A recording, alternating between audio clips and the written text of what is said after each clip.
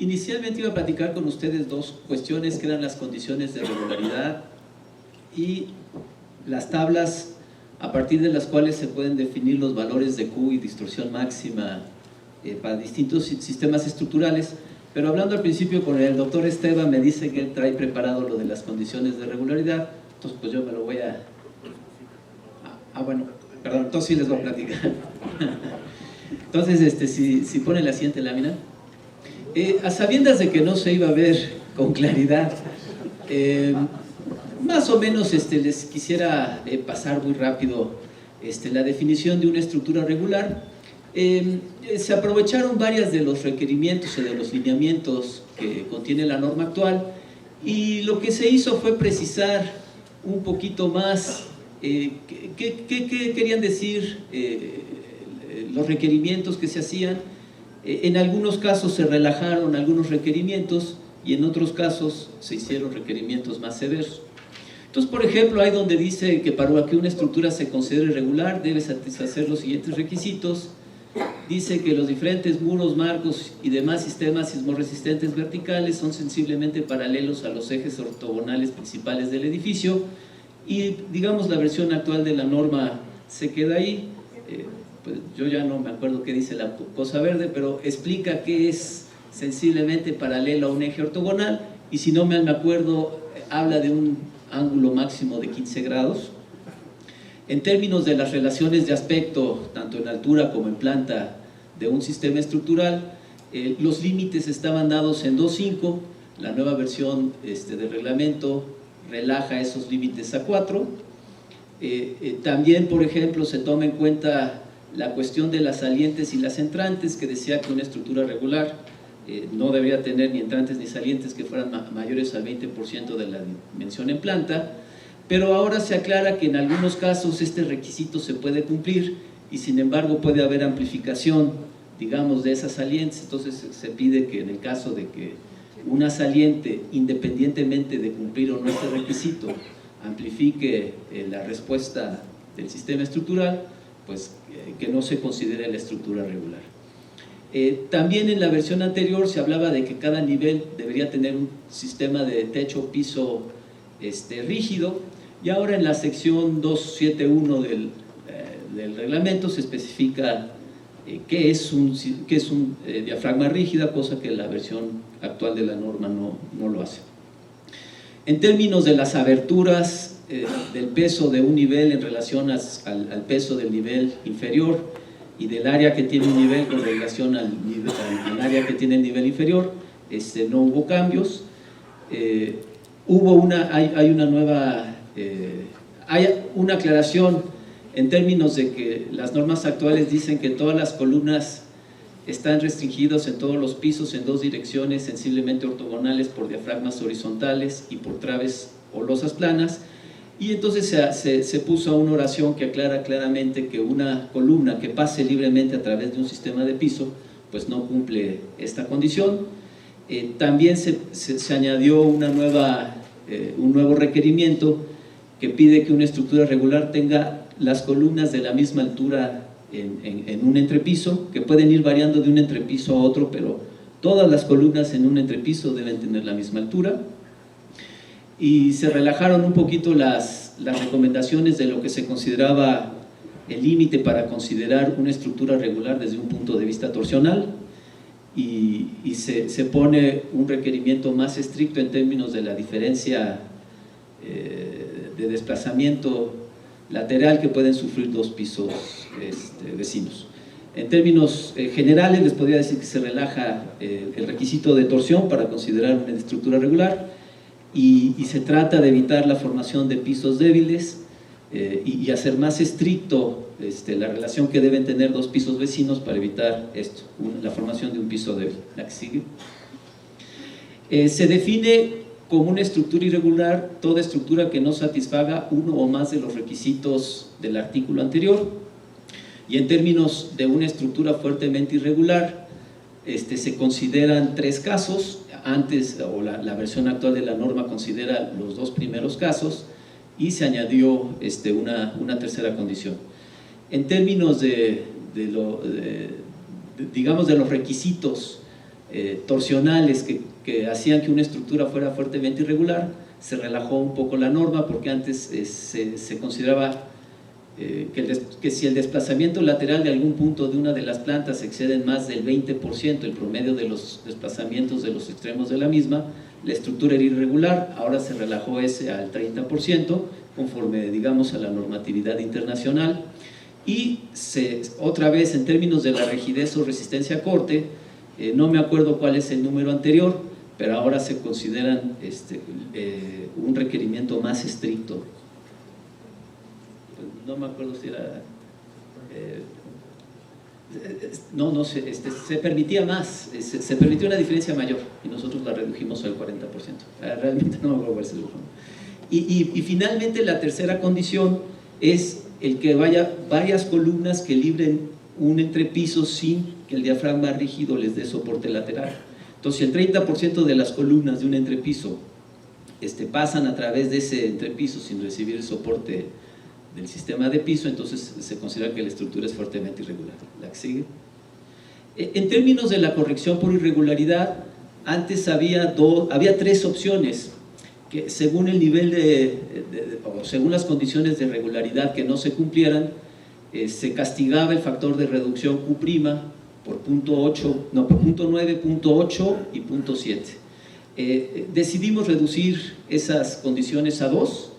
Entonces, si una estructura, según los artículos anteriores, se considera irregular, ya sea porque no satisfaga una o más de las condiciones establecidas en el artículo 5.2, el Q' se multiplicará por punto 8, y en el caso de considerarse fuertemente irregular, el Q' se multiplicará por punto 7, lo que implica diseñar para niveles mayores de resistencia. Y finalmente añadimos a esta sección una consideración que ya existía, pero que existía en otra parte de la norma y que consideramos que encaja mejor, digamos, en este capítulo, que es que para el diseño de todo muro, columna o contraviento que contribuya con más del 35% de la resistencia total en términos de la fuerza cortante, momento torsionante o momento volteo de un entrepiso dado, se incrementarán las fuerzas sísmicas de diseño en 25% con relación a las que corresponderían al análisis estructural de acuerdo a estas normas. Entonces, básicamente ese es digamos, la nueva versión del capítulo 5. No sé si le puedo dar la siguiente. Y entonces me gustaría presentarles la forma en que la nueva versión de las normas definen el factor de comportamiento sísmico y las distorsiones permisibles de los diferentes sistemas estructurales. La que sigue. En términos de motivación, considerábamos que la versión actual de la norma de alguna manera es un poco latosa para definir el factor de comportamiento sísmico, dado que hay varios requisitos que corresponden a distintos sistemas, y entonces para que uno considerara un sistema tenía que leer los requisitos de los diferentes sistemas. Para tratar de simplificar eso, vimos que estaban haciendo nuestros colegas de los otros dos países norteamericanos, que son nuestros colegas de Estados Unidos y de Canadá, y vimos que están manejando este tipo de tablas. Básicamente viene una descripción de los diferentes sistemas estructurales, que pues estoy viendo que no se ve muy claramente, pero bueno, en cada columna viene lo que sería el equivalente a su factor de comportamiento sísmico, que cada norma lo interpreta distinto, y entonces no podríamos, digamos, sacar conclusiones directas de los valores que presentan estas tablas. Lo único que quisiera es más o menos mostrarles el formato.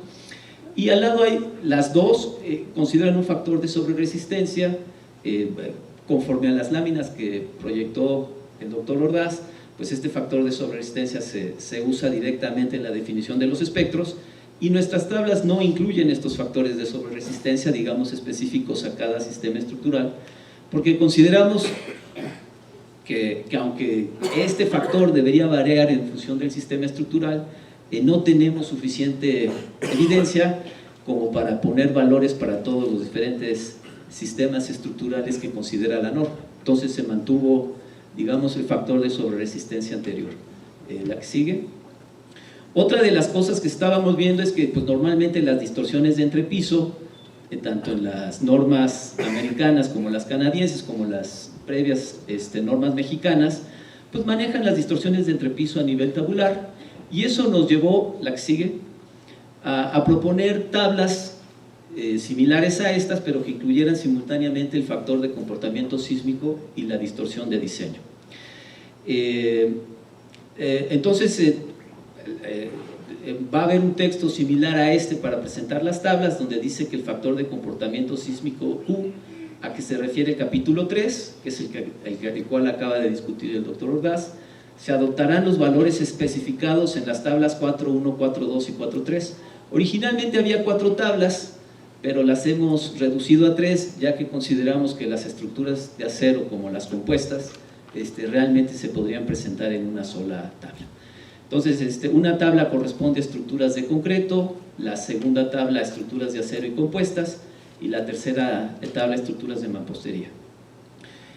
Lo importante es que esta sección no discute los requisitos específicos que deben cumplirse para que una estructura pueda ser considerada como de ductilidad alta, media o baja. Los requisitos que se tengan que seguir en ese sentido estarán contenidas en las normas correspondientes al material de que se trate, la que sigue.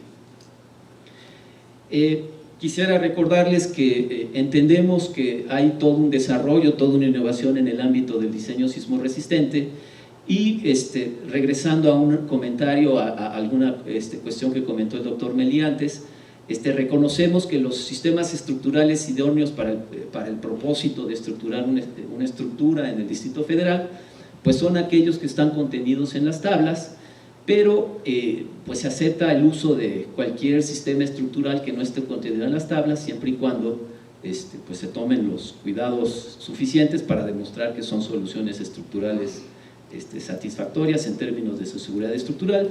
Y un poquito mencionando que el doctor Ordaz reconoce esas distorsiones enormes que están ahí para aquellas estructuras cuyo periodo se acerca al periodo dominante del terreno, y que quizás un sistema estructural no será suficiente, y en esos casos pues habrá sistemas innovadores que deban usarse como alternativa a rigidizar o flexibilizar un sistema estructural tradicional para que se cumplan con las distorsiones de diseño. La que sigue. Hay varias tablas, yo nada más quisiera para esta presentación presentarles la de acero.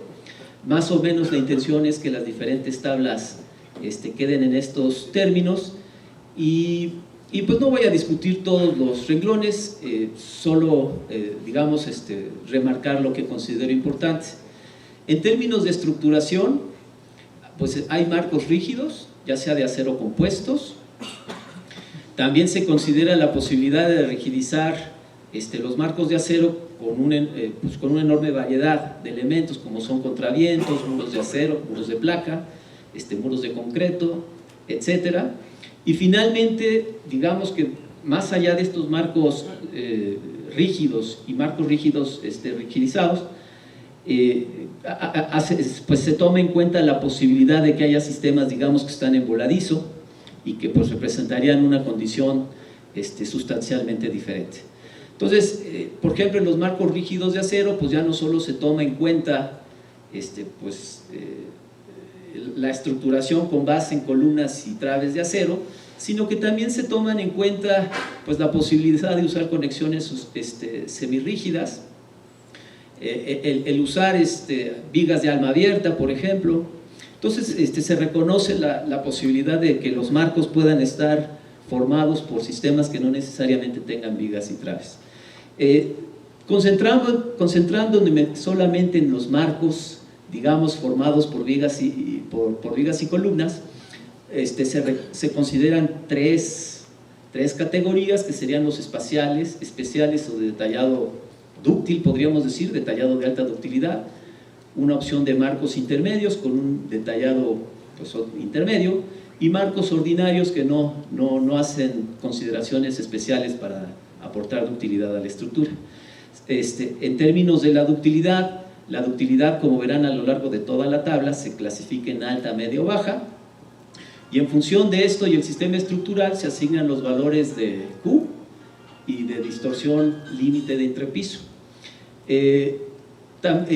digamos, pasándome de la cuestión de los marcos y avanzando a los marcos rigidizados, pues pueden ver ustedes que pueden rigidizarse con elementos de ductilidad alta, cuyo comportamiento es muy estable, y entonces se asigna un factor de ductilidad alto al marco y unas distorsiones que son ligeramente menores a las de los marcos dúctiles, reconociendo que un sistema de rigidización suele fluir a distorsiones menores que las de un marco.